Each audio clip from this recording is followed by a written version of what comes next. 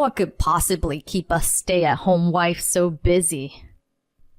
My husband scoffed as he looked down on me, a full-time housewife. Matching his tune, my mother-in-law, Helen, chuckled. "You're just a parasite," mocking me. It wasn't just her who suddenly started freeloading at our place.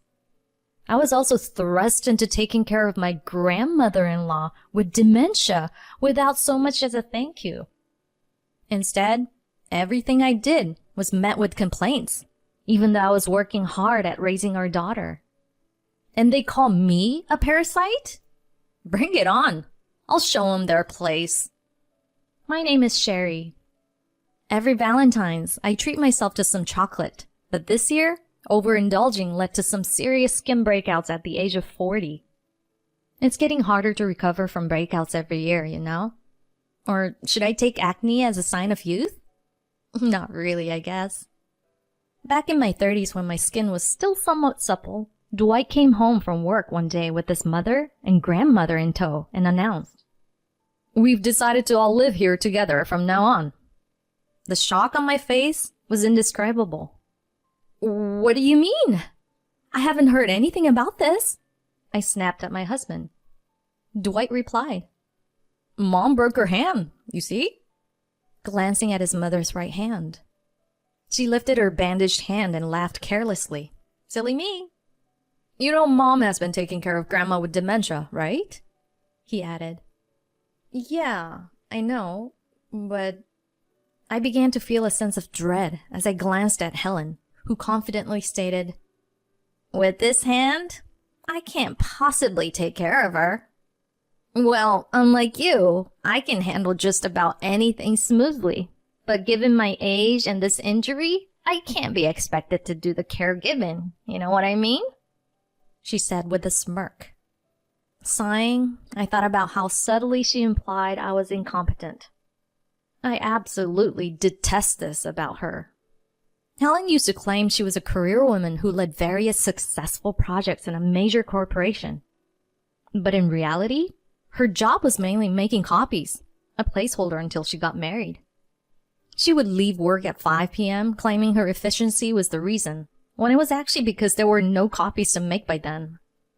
Meanwhile, I'm a vocational school graduate and former beautician, mocked by Helen for choosing a path only an idiot would take. And when I quit my job to prioritize my baby, she lectured me. "I managed to balance work and parenting."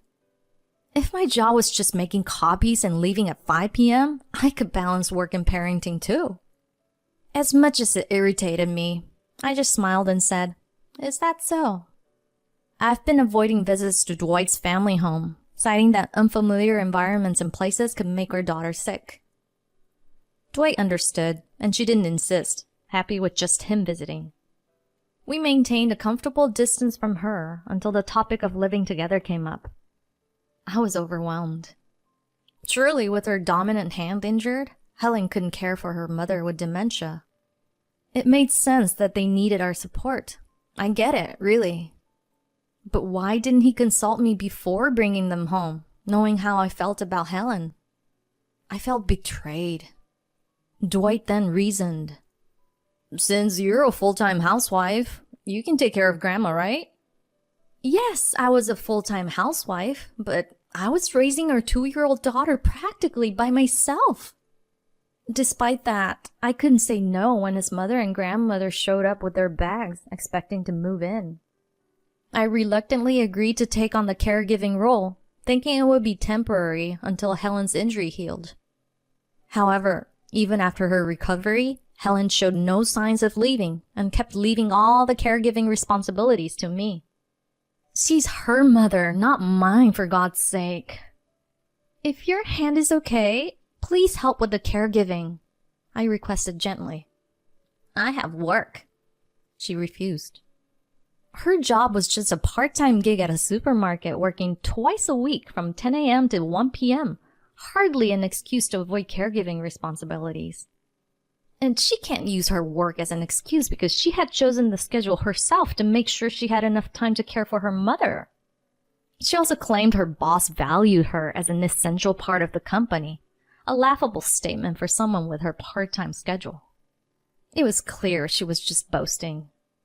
Yet, she frequently reminded me, "Unlike you, who quit your job as soon as you got pregnant, I'm indispensable at work. I wish I could retire, but they just can't let me go because of my excellence," she'd say with a grin. I so wanted to retort sarcastically about her being a highly skilled shelf stalker with a college degree, but I held my tongue. For all her talk of being a career woman, her incompetence was obvious in our daily life. She often misheard phone calls, couldn't operate the DVD player, and struggled with the TV remote, likely clueless about computers and even unaware of what YouTube is. She hardly did anything around the house, leaving clothes out and not cleaning up after herself. Utterly inconsiderate. Listening to her, you never guessed she was the capable person she claimed to be. Considering she attended the only private women's college in her rural hometown, I suspect she was admitted because the school was desperate for students.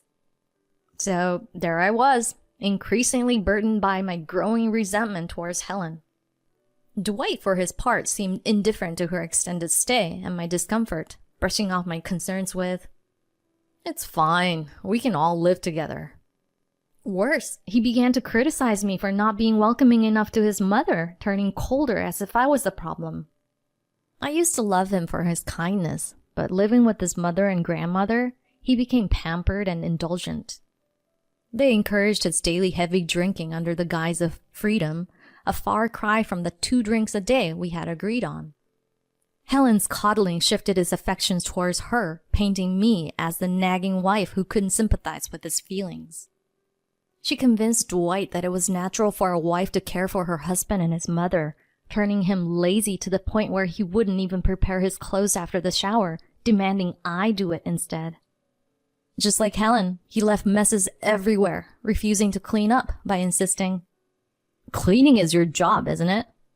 His increased drinking led to a shorter temper, making any conversation with him fraught and negatively impacting our daughter's upbringing, which I tried to mitigate by avoiding conflicts, leaving most of my grievances unvoiced. This only emboldened him further, cementing his role as an unbearable traditional husband. All this stress was Helen's doing. As for the grandmother, her dementia had progressed since we last saw her, becoming more aggressive and prone to outbursts. There were times she hit me hard on the head with her fist. Yet Dwight and Helen would just laugh it off, saying, "It's your fault for upsetting her. You're just bad at handling things," nearly bringing me to tears with frustration. Even though I'm stretched thin with childcare and caregiving, Helen has the nerve to ask, "I want to watch Korean dramas, so rent some DVDs for me." As if I have the time to go out and rent her stupid DVDs when even getting enough sleep has become a luxury. But if I were to express how unreasonable her requests are, she'd get mad and tattle to Dwight, saying, "Your wife is being mean to me." And then I get lectured by my husband, with nobody willing to listen or understand my side of things. How did things get to this point? I've been feeling increasingly down. I've hit my limit, physically and emotionally. One day, after being hit by Grandma, Dwight scolded me. "Why do you always upset Grandma? You really don't know how to handle things." All I did was wipe her mouth after she spilled her food. She snapped, saying, "Don't touch me," at first. So when I stopped, she then complained, "Wipe my mouth, it's disgusting," and hit me. I don't think my lack of skill is the issue here. Dwight, if you're gonna complain so much, why don't you take over the caregiving? It's not like you're doing anything else. She's your grandmother after all. I shouldn't even be responsible for her care in the first place. I argued. "Are you stupid? There's no way I could take on the caregiving. I'm busy as hell," he retorted. "I'm busy too," I exclaimed through tears, only to be met with his derisive snort. "Busy? What could possibly keep a stay-at-home wife so busy?" Before I could respond, Helen interjected with a laugh. You're just a parasite. A parasite? Me? I manage childcare, household chores, and caregiving, keeping them comfortably housed, and I'm the parasite? That's unforgivable. Fine. I quit being a wife and a daughter-in-law as of today, I declared. Dwight and Helen looked baffled by my statement. You're quitting being a wife? Planning to divorce? As if you could. He scoffed. Without batting an eye, I calmly stated, I'm leaving you. What the? Ignoring his bewildered expression, I opened a cabinet behind me and slammed some documents down on the desk. Here's the divorce papers. Sign them, please. Are you serious? He stared at the divorce papers, and then at me, his face turning pale. Helen tried to maintain her composure, her voice quivering. She can't be serious. What's wrong, Helen? Scared of losing your precious caregiver? I taunted. No, it's not that. You can't possibly think of a divorce as feasible.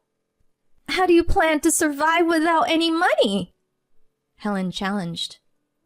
I can't believe you would say that, I shot back. Dwight, sensing the gravity of the situation, warned Helen. Stop, Mom. Don't say anything anymore to her. Helen, did you know this house is mine? I revealed. What? Helen was stunned while Dwight held his head in his hands. Yes, actually, I inherited this land and house from my late grandfather, and my husband and I renovated it to live there. I thought you said my son bought this house. Yes, we told you that at Dwight's request. What do you mean? You're the type who thinks a man is worthless if he lives in a house registered in his wife's name, right? Oh, well, yes, of course. A man should be the breadwinner and provide a home or two. That's why Dwight never told you the truth, I explained. Huh? When we found out we were expecting, we decided to leave our apartment life behind and move into a house. That same year, my grandfather passed away, leaving me his land and house. We agreed it was the perfect solution, but Dwight hesitated, saying, My mom's going to judge me if we lived in a house that's under your name. You see, Helen holds outdated views on gender roles, believing men should financially support women. So when she hears modern couples splitting bills on dates, she's quick to criticize. That's not very manly. Meanwhile, she also claims to hold progressive views, arguing that women should be independent and not rely on men. The contradiction was clear. If Dwight hadn't bought our home and we lived in one registered in my name, she'd belittle him. You should buy your own house with your own money, she'd likely say. We would be the ones to live in the house, but we knew it would be a source of unnecessary comments. To avoid such drama, we decided to pretend Dwight bought the house. Learning the truth, Helen lamented.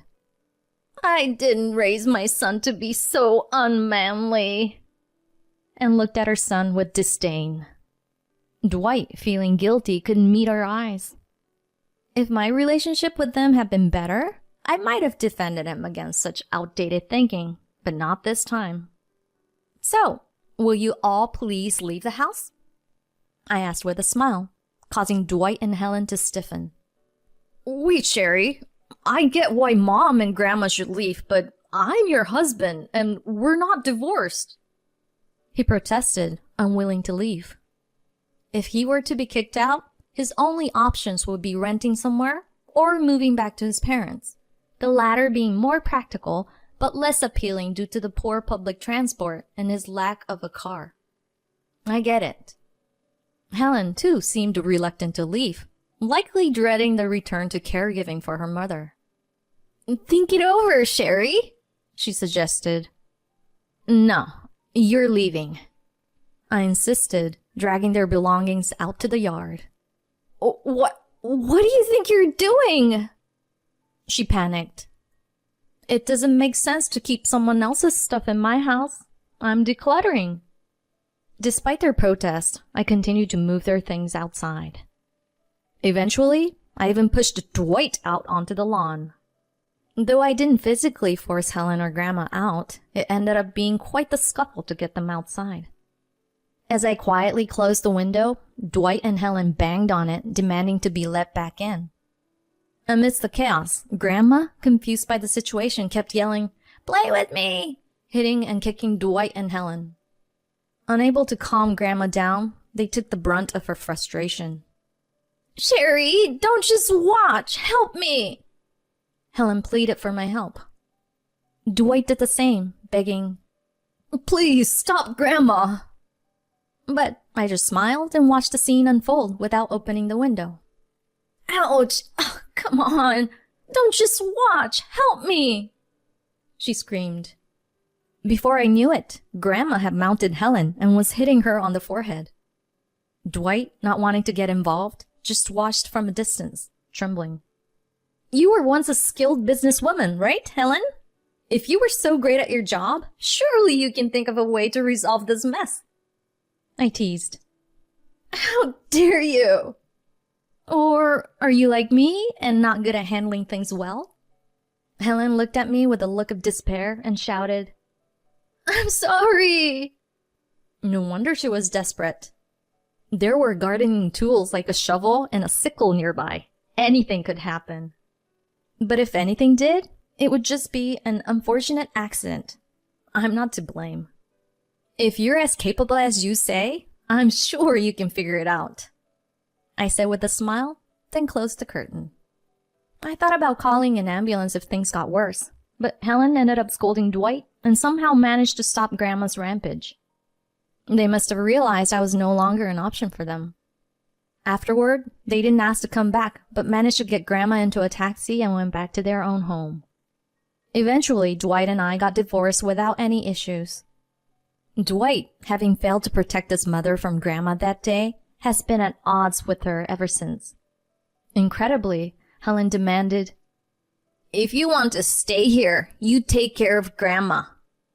The two who didn't want to take care of her ended up pushing the responsibility onto each other, and eventually, Dwight had to put Grandma in a nursing home at his own expense. She even said to him, "You cover the expense like a man." This only added fuel to their strained relationship, leading to their current estrangement. As for me, Dwight still sends messages of regret and pleas for reconciliation, wanting to live with their daughter again. But I have no intention of accepting, firmly stating, "Our relationship is only about child support now." That incident exposed his indecisiveness and tendency to be swayed by others into playing the domineering husband, something I'm no longer willing to deal with.